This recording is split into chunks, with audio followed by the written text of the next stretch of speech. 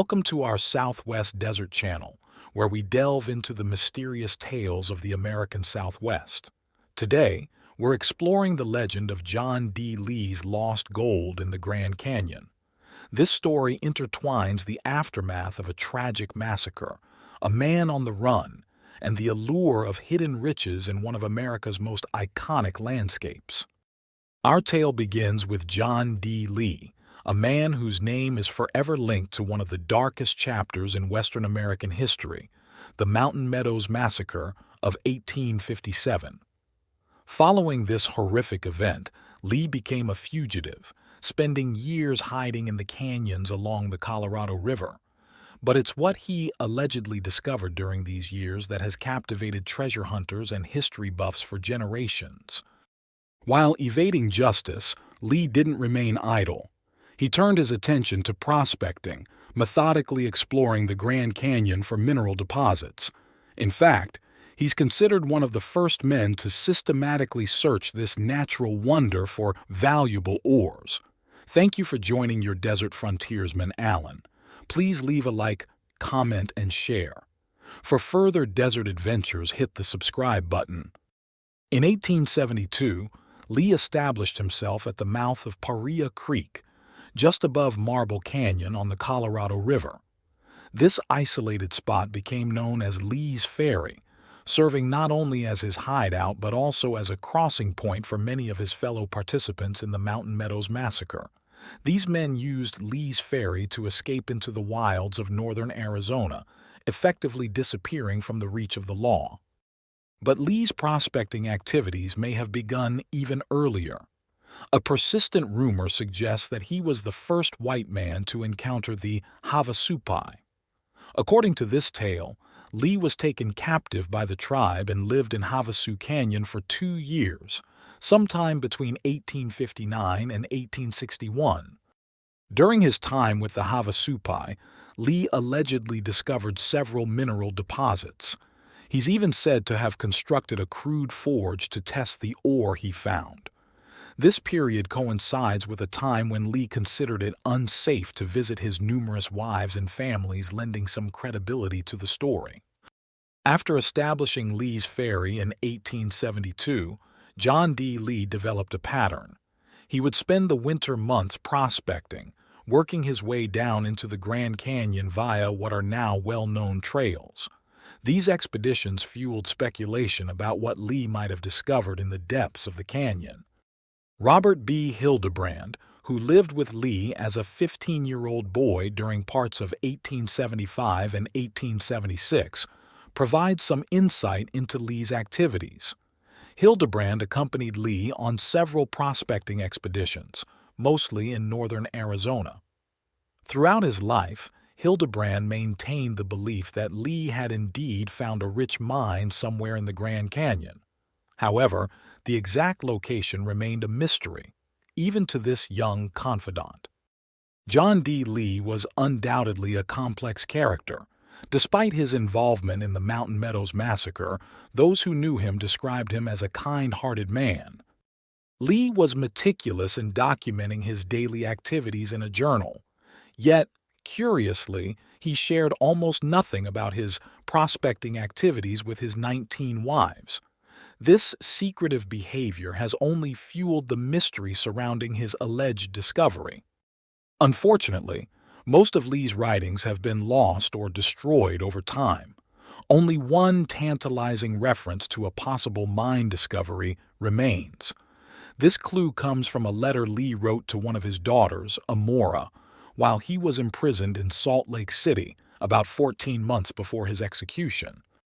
In this letter, Lee mentioned receiving correspondence from his wife Emma and a Judge Spicer. They were seeking Lee's permission to use horses for prospecting and asking him to reveal the location of certain ledges from which he had brought back some unspecified material. Lee's response was guarded.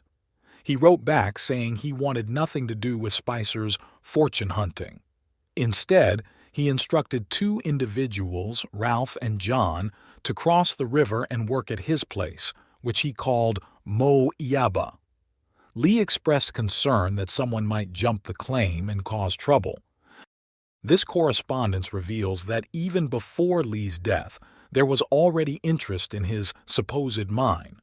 Judge Spicer, anticipating Lee's conviction, was attempting to learn the mine's location through Emma. However, Lee, suspecting treachery, refused to disclose any information. It's worth noting that the Mau Iaba claim Lee mentioned refers to his farm at Moanavi, not a mineral deposit. This distinction has led to much confusion among treasure seekers over the years. John D. Lee was executed at Mountain Meadows in 1877, following his second trial. His death marked the beginning of a frenzied search for his legendary mine. The hunt was fueled by rich specimens found in Lee's collection at the ferry and the numerous stories already circulating about his discoveries. The initial search for Lee's mine was reportedly conducted by a man named Brown. This Brown was actually Isaac C. Haight, who was using an alias to conceal his identity as one of the leaders of the Mountain Meadows massacre. Haight claimed to have knowledge of 7 cans of gold dust buried near the mouth of the Little Colorado River. Haight's connection to Lee made his claim particularly intriguing. He had been in hiding with Lee and had crossed at Lee's ferry numerous times, putting him in a prime position to know about Lee's prospecting activities. For his expedition, Haight hired Sam Bass as a guide. However, their first attempt to locate the site ran into difficulties, forcing them to turn back. Undeterred, Haight made a second attempt with another companion. This time, they succeeded in reaching the supposed location, but after an extensive search, they found neither the buried gold nor any trace of mineral deposits. Following her husband's execution, Emma Lee, one of John D. Lee's wives, moved to Holbrook, Arizona. There, she married Franklin French, a miner. Emma firmly believed that her late husband had indeed discovered something of great value. She shared what little information she knew about the lost Lee mine with her new husband. Inspired by Emma's tales, French embarked on numerous expeditions into the Grand Canyon, searching for what he called Lee's Ledge. During one of these searches, French contributed to the construction of the French Tanner Trail. This path leads down to the Colorado River near the mouth of the Little Colorado River, the same area where Brown, Isaac Haight, had searched for the 7 cans of gold. French's efforts led him to discover some mineralized ledges, but no valuable mine was ever developed from these findings. While it's likely that Lee had visited this area during his many expeditions, it seems unlikely that he would have revealed the exact location of any buried treasure, even to his wife. Another intriguing theory comes from Josiah F. Gibbs. Gibbs spoke of placer gold found in a narrow side gulch just above Vulcan's throne. The geological conditions in this area were ideal for the formation of rich gold pockets. A lava dam across the Colorado River had created a natural sluice, through which water slowly ground a new channel, potentially concentrating gold deposits. In the vicinity of this area, there are numerous ledges containing traces of gold and silver. Some of these were even filed on by a man named Stanton. Over the years, various attempts have been made to work these deposits, but the challenges of transportation in such rugged terrain have made profitable extraction difficult. If there ever truly was a lost John D. Lee mine, it seems likely that it would have been in the vicinity of these known deposits. The combination of geological potential and Lee's known movements in the area make it a prime candidate for the location of his legendary find. However, the true location, if it exists at all, remains a mystery. Lee took his secret to the grave, refusing to reveal it even to his wife Emma. The possibility remains that someday another of Lee's journals might surface, finally revealing the secret he guarded so closely. The legend of John D. Lee's lost gold mine has become an integral part of Grand Canyon lore. It represents more than just a tale of hidden treasure.